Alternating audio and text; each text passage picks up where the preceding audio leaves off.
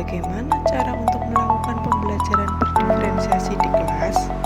Yang harus dilakukan guru antara lain: yang pertama, memahami tujuan pembelajaran; yang kedua, mengetahui dan merespon kebutuhan belajar murid; yang ketiga, menciptakan lingkungan yang mengundang murid untuk belajar; yang keempat, melakukan manajemen kelas yang efektif; dan yang kelima, melakukan penilaian berkelanjutan. Berkaitan dengan kebutuhan belajar murid, guru harus memahami 3 aspek sebagai berikut. Yang pertama, minat murid; yang kedua, kesiapan belajar murid; dan yang ketiga, profil belajar murid. Kesiapan belajar murid mengharuskan guru untuk menilai pengetahuan awal dan menentukan apa yang telah murid ketahui dan di mana murid itu berada. Selanjutnya adalah minat murid.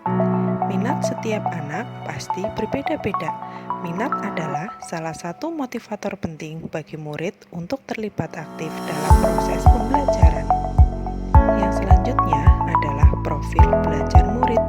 Dalam profil belajar murid ada 4 aspek yang mendukung. Yang pertama, lingkungan; yang kedua, budaya; yang ketiga, gaya belajar; dan yang keempat, kecerdasan majemuk. Kebutuhan belajar murid dapat diidentifikasi berdasarkan cara-cara berikut ini. Yang pertama, mengamati perilaku murid; yang kedua, mengidentifikasi pengetahuan awal; yang ketiga, mereview dan melakukan refleksi; yang keempat, membaca rapot murid di kelas sebelumnya; yang kelima, bicara dengan guru sebelumnya; dan yang keenam, menggunakan berbagai penilaian formatif dan diagnostik. Strategi dalam pembelajaran berdiferensiasi. Yang pertama, diferensiasi konten. Berkaitan dengan apa yang kita ajarkan, seperti materi, konsep, atau keterampilan yang perlu dipelajari berdasarkan kurikulum. Mendiferensiasi konten bisa dilakukan dengan membedakan pengorganisasian atau format penyampaiannya, bukan mengubah atau menurunkan standar kurikulum. Yang kedua, diferensiasi proses.